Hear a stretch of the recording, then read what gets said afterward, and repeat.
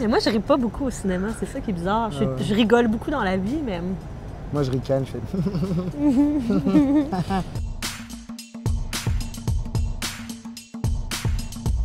J'ai vu un film sur le festival et j'ai été vraiment scotché par la performance de Bilal Hassani dans Les Reines du drame d'Alexis Langlois, que j'ai trouvé super surprenant, totalement dans le lâcher-prise de son image, qui est déjà une image de pop star, donc qui est très déterminée, etc. Et puis il est allé totalement au contraire, il a vraiment slay le truc. Alors voilà, je vais dire Bilal Hassani dans Les Reines du drame. Performance de tout le cast dernièrement dans Anatomie d'une chute, je dirais, incluant le chien, bien sûr. Oui. Bon classique. Mais vraiment, cette comédienne est exceptionnelle. Je l'ai vue aussi dans The Zone of Interest. Puis tout ce qu'elle sait faire, les façons qu'elle arrive à se transformer. Sandra, j'arrive pour son nom de famille, Huller. Incroyable. Ouais, ah ouais. incroyable. Ça va être ça ma réponse. Viscéral. Ouais. Moi je dirais, tiens, c'est de la part de John Fitzgerald Willis dans Bernie Noël avant qu'il mette un gros coup de pelle à quelqu'un, de Albert Dupontel.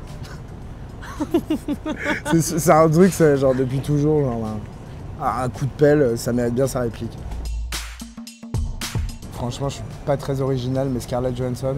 Déjà parce qu'elle a fait tout un film en étant une voix dans Her. Du coup, quand même, il y a sa voix. Et puis après, je trouve que quand même, il y a un truc de sa voix qui est très très éthérique et en même temps très posé. Et du coup, il y a tout de suite la fiction, en tout cas le fluide fictionnel qui peut rentrer en jeu. Et moi, je suis vraiment transporté par la voix de cette personne.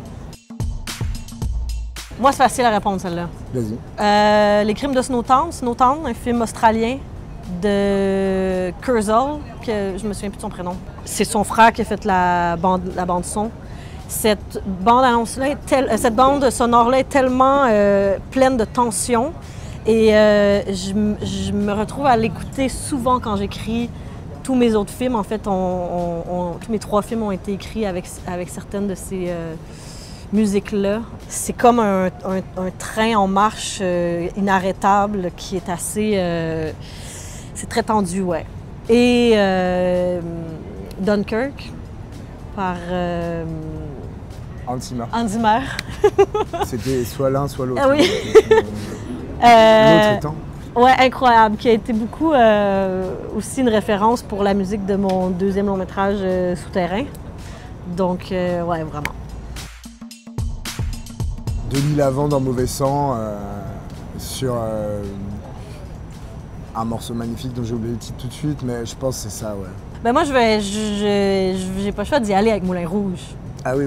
De Baz Luhrmann, parce que c'était vraiment comme mon adolescence, puis ça m'a vraiment accompagnée. Oui. Le tango, là. Roxanne. Ouais, là, la bande-son est pas mal non plus. Hein. Oui, vraiment. Ouais.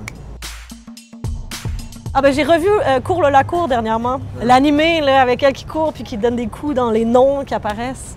Avec cette bande-son-là aussi, Cours la cour. Ouais, moi, c'est peut-être un peu bizarre de répondre ça, mais le vrai souvenir de générique que j'ai, c'est la première fois qu'on a montré 120 battements par minute à Cannes. Et en fait, il n'y a pas de musique dans le générique. C'est un silence. Et après le film qui est quand même très prenant, très fort, ce silence-là, il vaut tous les sons.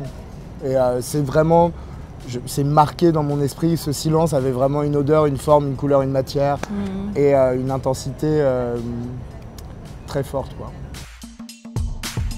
Bonne question. Ouais. Vertigo de Hitchcock, ouais, l'affiche est pas mal. La première affiche de Possession aussi était vraiment belle, très art nouveau comme ça. À l'époque, on n'essayait pas de donner de l'information, on donnait plutôt de l'émotion. Voilà. Moi, ce sera mes 2 réponses. Je vais y penser. Brad Davis. Enfin, je veux dire...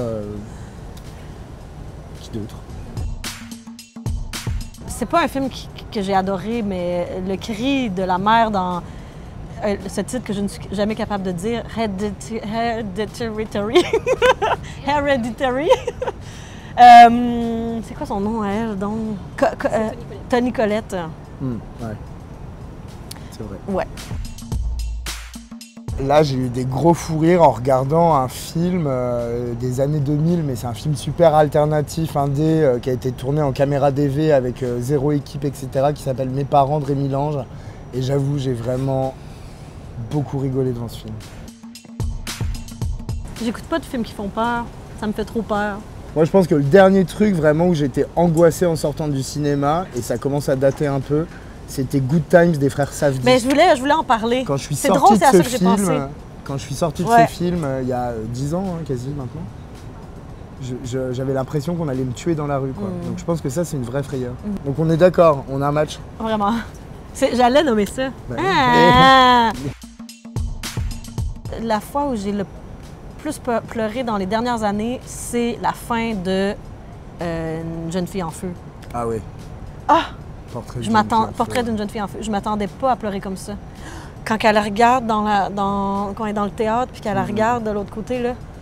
Ah, j'étais toute déchirée, vraiment. Magnifique. Ouais, vraiment magnifique. Bah, l'ouverture de Climax de Gaspard Noé, c'est quand même un truc, quoi. Ce premier tiers de film, tout fluide, tout mis en scène de façon un peu archaïque, où il y a tellement de charges comme ça, de danse et tout. Ça peut marcher pour ouverture, danse et plan. Du coup, là, je fais quand même un petit... Oui, c'est ça. Je pourrais pas dire un plan, mais les plans du film Un lac de Philippe Grandrieux m'avaient vraiment... Moi, ça m'avait amené complètement ailleurs. Ça avait en fait changé ma perception du cinéma, je dirais. Ça m'habite encore sans même que je m'en rende compte, je pense, ce film-là, pour l'ensemble de sa façon de filmer, de tourner, ouais. Ah, beaucoup, hein. Un classique qui m'emmerde, Midnight Express. C'est quand même un film super raciste et tout le monde est là à prôner l'excellence de ce film. Enfin, excusez-moi les gars, c'est super raciste comme film. Mais il y a tellement de classiques qui sont racistes, misogynes. Moi, je suis même pas capable de les regarder. Là, c'est quand même abusément raciste Ouais. et xénophobe et il faut arrêter de mettre ce film sur un piédestal alors que c'est quand même totalement super raciste. Ouais.